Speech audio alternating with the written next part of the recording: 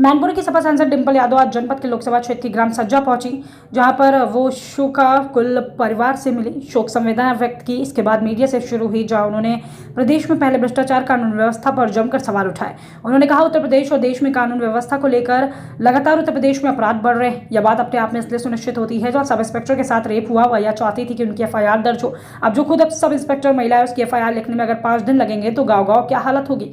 आप इस बात का अनुमान लगा सकते हैं। हमने राजधानी में देखा कि पॉइंट बैंक रेंज पर लोगों की गोली मार दे रहे हैं। ऐसी वारदातें सामने आ रही हैं, जिससे पता चलता है कानून व्यवस्था की क्या हालत है देश में, पूरे प्रदेश में। उन्होंने स्वामी अवमुक्तेश्वरानंद महाराज का बयान सरकार की नीतियों के खिलाफ कॉकरोच पार्टी का आक्रोश है। कानून व्यवस्था को लेकर कहा कि मुगलसराय में समाजवादी पार्टी के जिलाध्यक्ष के साथ मारपीट की गई, या किसी से छुपा नहीं है।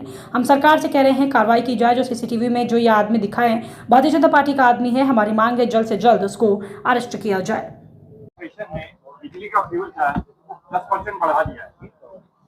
ये देखने को मिल रहा है, जिस तरह महंगाई बढ़ रही है, पेट्रोल के दाम बढ़ रहे हैं, सिलेंडर के दाम बढ़ रहे हैं, और जो यूपी की क्योंकि यूपी की जो पूरी व्यवस्था है, जो बिजली की जिस तरह से हैंडल करनी चाहिए थी, जिस तरह से नए कारखाने बनने चाहिए थे, लगने चाहिए थे, जिससे कि बिजली का उत्पादन बढ़े, लेकिन पिछले 8-9 वर्षों में देखने को मिला है कि कोई भी नया बिजली का कारखाना नहीं लगाया गया सरकार द्वारा, और लगातार महंगी बिजली खरीदी जा रही है दूसरे राज्यों से, जिससे कि डिमांड को पूरा किया जा सके स्टेट में।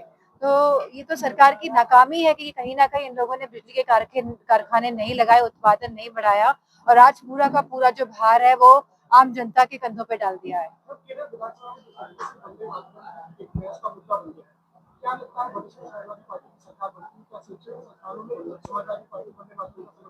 ये तो लगातार इस तरह के मुद्दे जानबूझ के उठाए जाते हैं। वंदे मातरम का हो गया, पहले लोकसभा में वंदे मातरम के खाली 8 लाइन्स गाई जाती थी, अब पूरा वंदे मातरम गाया जाता है। तो कोई बात नहीं, उसमें कहीं कहीं किसने रोक या टोक किसने लगाई है, अब जैसा चाहे वैसा चलाइए, लेकिन इन सब के पीछे जो मूल मुद्दे हैं जनता के, जहाँ आरक्षण का मुद्दा है, जहाँ हमारे शिक्षा मित्रों का मुद्दा है, जहाँ पे आज महिलाओं की सुरक्षा का मुद्दा है, जहाँ जहाँ पे भी भारतीय जनता पार्टी की सरकार है, आज महिलाओं की स्थिति पूरे देश में क्या है हमें देखने को मिल रहा है। उन्हें इंसाफ नहीं मिल रहा है, FIR तक दर्ज नहीं हो पा रही है, और जो पीड़ित है उन्हीं को ये सरकार जो है दबाने की कोशिश कर रही है।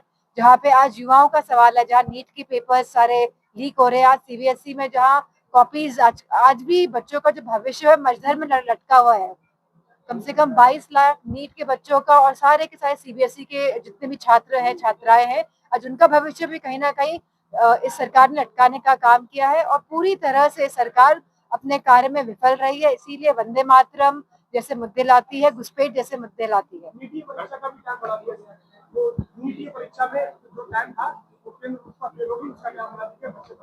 बताइए, जहाँ पहले इस तरह की घटनाएं होती थी, और ये इतनी बड़ी घटना, नीट का पेपर लीक हो जाना, और जो CBSE बोर्ड एग्जाम्स के लिए आपने जो चेकिंग के जो सेट किया है, जो नई नई आप चीजें लेके आते हैं, आप उन्हें लागू तो कर नहीं पाते हैं। आफ्टर ऑल इससे सीधे इम्पैक्ट किस पे पड़ रहा है? हमारे स्टूडेंट्स पे पड़ रहा है, हमारे बच्चों के भविष्य पे इम्पैक्ट पड़ रहा है, लेकिन ये सरकार, इनके मिनिस्टर्स इस्तीफा देने की बजाय कुछ और चीजें लेके सामने आ जाते हैं। तो मेरा ये मानना है कि सरकार अपनी जिम्मेदारी उठाने के लिए तैयार नहीं है, ये गैर जिम्मेदार सरकार है।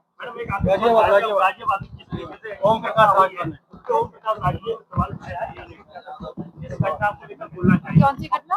गाजियाबाद में हत्या हुई थी, मर्डर हुआ था, पूरे उत्तर प्रदेश में हत्याएं और मर्डर हो रहे हैं, महिलाओं के साथ शोषण हो रहा है, बलात्कार की घटनाएं घट रही हैं।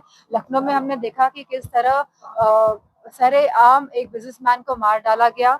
हमने देखा कि किस तरह एक महिला कांस्टेबल की FIR नहीं लग पा रही है। बताइए, पुलिस महिला कांस्टेबल की FIR नहीं लिख पा रही है रेप के केस में, तो किसकी FIR लिखी जाएगी? ओम प्रकाश ने आरोप लगाए हैं कि अखिलेश यादव को जो देश में जो है यादव मुसलमान पूरी तरीके से वो चाहते हैं कि वो 10 सीट मिल जाए, इसीलिए इस तरह के आरोप लगा रहे। कोई बात नहीं। सवाल खड़ा हो रहा है, लगातार प्रदेश सरकार के मुखिया कह रहे हैं कि कानून व्यवस्था सही है, लेकिन अपराध लगातार बढ़ रहे हैं, एनकाउंटर भी किए जा रहे हैं। लगातार अपराध उत्तर प्रदेश में बढ़ रहे हैं, और ये बात अपने आप में इसलिए सुनिश्चित होती है कि जहां महिला कांस्टेबल के साथ रेप हुआ, महिला कांस्टेबल चाहती थी कि FIR लिख ली जाए, सब इंस्पेक्टर थी, और ये चाहते थे कि अब इनकी FIR लिख ले। बताइए, अब जब सब इंस्पेक्टर जो महिला है उन्हीं की एफआईआर लिखने में अगर 5 दिन लगेंगे तो गांव-गांव क्या हालत होगी, आप इस बात का अनुमान लगा सकते हैं। हमीरपुर हमने देखा कि कैसे राजधानी में लोग पॉइंट ब्लैंक रेंज पे दूसरे इंसान को गोली मार दे रहे हैं। ऐसी वारदातें सामने आ रही है जिससे ये पता चलता है कि कानून व्यवस्था की क्या हालत है पूरे देश में, पूरे प्रदेश में। कांग्रेस जनता पार्टी ये कहना है कि सरकार की नीतियों के खिलाफ जनता का अच्छा आक्रोश है। बताइए, सही बात है, समाजवादी पार्टी जनता की नीतियों के खिलाफ भी तो लड़ रही है।